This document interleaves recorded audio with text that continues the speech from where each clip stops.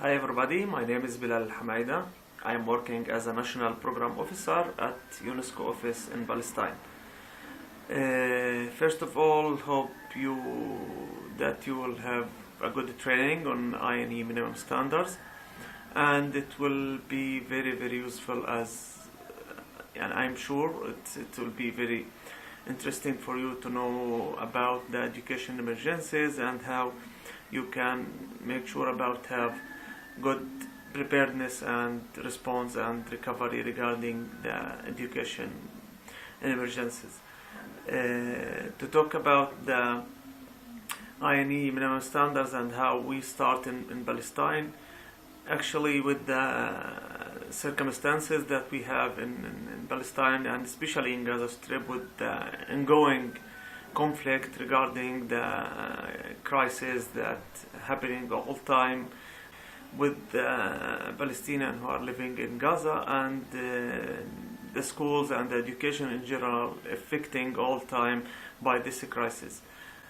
For this reason, we started in 2011 as UNESCO and other INGOs to conduct trainings for the education officers and teachers about education emergencies and about INEE. And it started with conducting trainings for the staff who working at Ministry of Education and other staff who working at universities or NGOs who working in the education sector. The same year in 2011 we conducted training for trainers on INEE, and it was very useful since this team of the trainers start conduct trainings inside the schools, inside the schools and universities, with improving the capacity for the staff who working at these education facilities and education emergencies in general. The important thing that happened in 2012 that Ministry of Education and Higher Education in Palestine decide to use the minimum standards for education in emergencies that created by the International Agency for Education Emergencies, to use these standards to create emergency plans and contingency plans on different levels at education in Palestine, especially for the schools that located in vulnerable areas. As example, the schools that located in access restricted area in Gaza Strip in the border area. Now all the schools in these areas have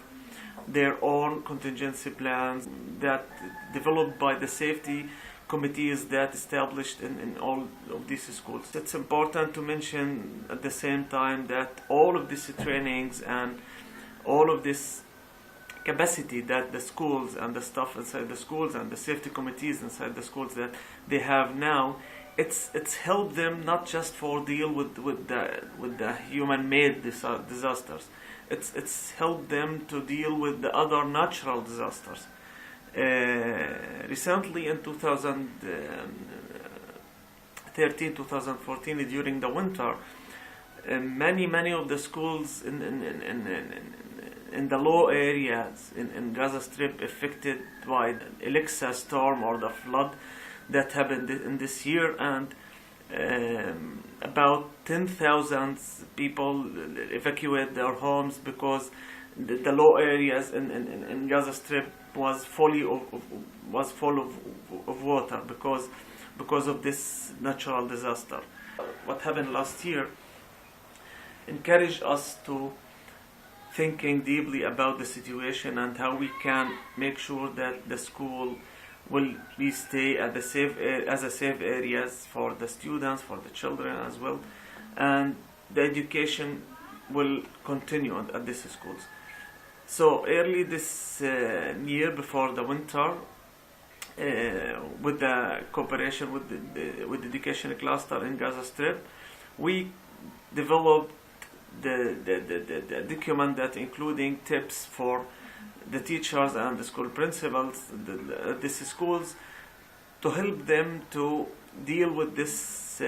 crisis and make sure about the preparedness inside this school. And simply with using the minimum standards for education emergencies, the booklet that including the standards for education emergencies, and with using the other materials from the toolkit that created by INEE, we developed this document that including these tips and guidances, notes for the. After develop this document that including the preparation to face the rain and the floods, and it's at the same time including the tips and structures for workers in the schools in Gaza Strip, Ministry of Education and Higher Education distributed a copy of this document for all schools in Gaza Strip, especially the schools that located in the areas that affected by the flood last year, and make sure that the school principal and the teachers inside these schools to conduct a meeting to start working with this important document, to create the safety committee that will work to make sure about the preparedness to face the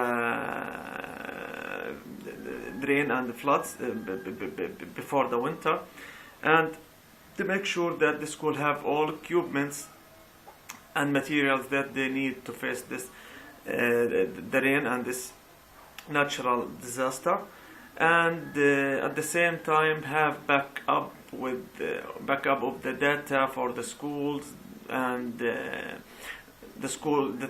teachers at the same time to start working in the curriculums in case in the bad scenarios that the school will stop for 1 week or 2 weeks because of the bad weather, to make sure about how they can continue working with the students regarding teaching and learning, with identify the important subjects and the materials and the curriculums, and make sure about that the students will work in it in these scenarios. Many of the schools used as a shelters last year because of the flood. And this year, Ministry of Education with other stakeholders and the NGOs work to identify other places to use as the shelters in the place of the schools. With our follow-up with these schools, many of the schools use this document in very useful way, and it was very important document for them as they mentioned, because it's including all standards and steps that should be taken by the schools to make sure about they are ready to face the natural disasters, and especially the rain and the floods. And many of the school principals with the team inside the schools, teachers and other workers, start to cooperate with the other NGOs or CBOs that located around the school to make sure about providing the schools with the supplies and materials that the school need to face the rain and the flood. Also, the school principals working with teachers succeeded to make awareness sessions for the students inside the schools about this kind of emergencies and this kind of crisis. The important point for the secondary schools who are part of this process, that to make sure that the students is part of the safety committees that established inside the schools,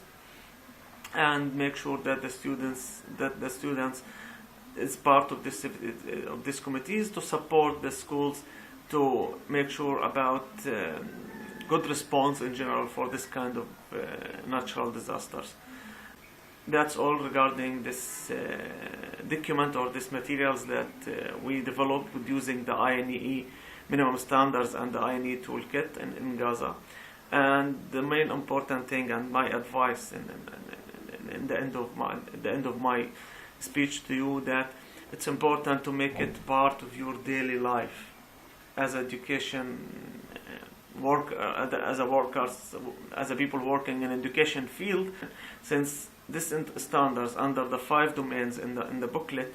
including the all things that we can think about to make sure about the education, and to make sure that we have we can provide the service of education in good level for our